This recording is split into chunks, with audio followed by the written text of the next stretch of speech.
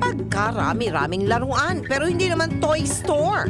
May video game machine pa, pero hindi naman amusement center. At lalong hindi isang playground. Naku, huwag po kayo magtaka sapagkat ito'y isang hanep na bahay. Happy New Year po! Ako po si Gwen de la Paz at ito po ang aking tahanan na punong-puno ng mga laruan. Halika, sama po kayo. Tara, ikutin natin ang palaruan. Ang buong kabahayan pala. Tatlo po ang aking mga anak at ito po ang kanilang mga mumunting mga sasakyan. Marami pa po tayong makikita ang mga laruan sa loob ng aming tahanan. Tuloy po kayo nang makita ninyo. Ito po ang aming receiving area. Itong aming chessboard dito na very unique siya. Aba, halatang mamahalin ng laruang ito sapagkat pawang maliliit na sculpture. After ng receiving area, madadaanan naman natin at makikita ninyo ang aming malaking relo. Sa loob ng relo nito, makikita nyo rin ang isa sa mga collector's item doll. Gawa siya sa ceramic at made from Europe siya, kaya medyo expensive siya. At dahil panahon ng Kapaskuhan, matutuwa ka sa mga mapaglarong mukha ng iba't iba niyang Santa Claus. Hindi siya yung mga regular na Santas kasi may mga costume siya. So meron kaming Santas na nakapang football, meron din kaming military Santas, at saka meron din kaming Santas na Navy. Mula naman sa kanilang sala, dinala kami ni Gwen sa paboritong lugar ng mga bata. Ito ang aming theater room. Popcorn na lang ang kulang, mistulang parang totoong sinihan. Mula naman sa kanyang entertainment room, dumako naman tayo sa kanyang dining area.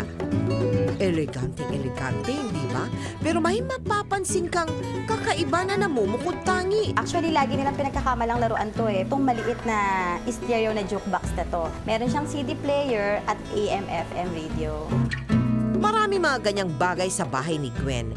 Mga kagamitang akala mo'y laruan. Pero pag iyong binusisi, abay, appliances pala. So, ito naman ang kitchen ko. Kung mapapansin ninyo, meron ding parang mga laruan dito. Gaya nitong jukebox na radio dito. At meron pa itong aming popcorn maker na jukebox din. At ang aming juice maker na parang laruan din. Ito naman ang bida dito sa kitchen, ang aming Mickey Mouse ice cone maker. Alam niyo bang gamit na gamit ito ni Gwen kapag dumarating ang summer sapagkat meron siyang palaruan na pihadong mag-e-enjoy ang bata kapag bakasyon. Ito ang area na patok sa mga anak ko, lalo na sa mga kaibigan nila, ang aming swimming pool. Naikot na natin ang ibaba. Tara naman sa itaas. Ito ang aming second floor. Meron kaming arcade na nilalaro ng mga anak ko. At meron siyang drum set. Iilang laruan pa lang yan. Kaya tara, isa-isahin natin ang mga kwarto. Pumasok naman tayo sa kwarto ng bunso ko.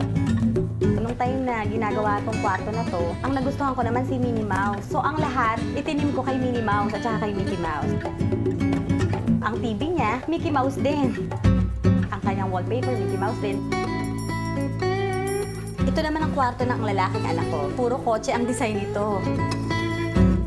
Pati ang TV niya, pati ang kanyang kama na regalo rin ng lolo niya. Cars din. Ito naman ang kwarto ng anak kong dalaga. Di na siya masyadong mahilig sa laruan kasi dalaga na siya. Pero meron pa rin konti sa kwarto na to na parang laruan. Gaya ng telepono na to. Ito naman ang kanyang kama. May telepono rin dito. Parang laruan lang siya, pero totoo pa rin yan. Kung dami ng laruan ang hanap ninyo, abay, may lugar na nila andyan si Gwen. Halika, sasamahan ko kayo sa attic nang makita ninyo kung ano yung mga laruan ng anak ko. So ito na ang parang pinaka-theme park ng bahay ko. So nandito ang kanilang lahat ng mga laruan. Halo-halo na to, laruan ng mga babae. Laruan ng anak kong lalaki. Nagtataka ba kayo kung bakit napakaraming laruan sa loob ng kanilang bahay? Every time na bibili kasi ako ng mga toys, parang excited ako. Every time na dadala ko papunta ng bahay pag-uwi, ako yung mas excited kaysa sa kanila. Unang-unang baby ko, lahat ng mga laruan talaga, tinatabi ko. So naipon ang naipon. Talagang kailangan meron kaming part sa house para lang sa mga laruan talaga. Kaya kung sakaling maging kaibigan mo itong si Gwen, siguradong matutuwa ka kapag bumisita ka sa kanyang bahay. Pag bibisita sa akin, enjoy sila, nadala-dala nila, bit nila yung mga kids nila. Kasi parang meron na silang libreng laro, tuwan-tuwa yung mga anak nila. So sobrang enjoy. Parang mas enjoy pa na nagpunta sila sa bahay ko kaysa nagpunta sila sa mall.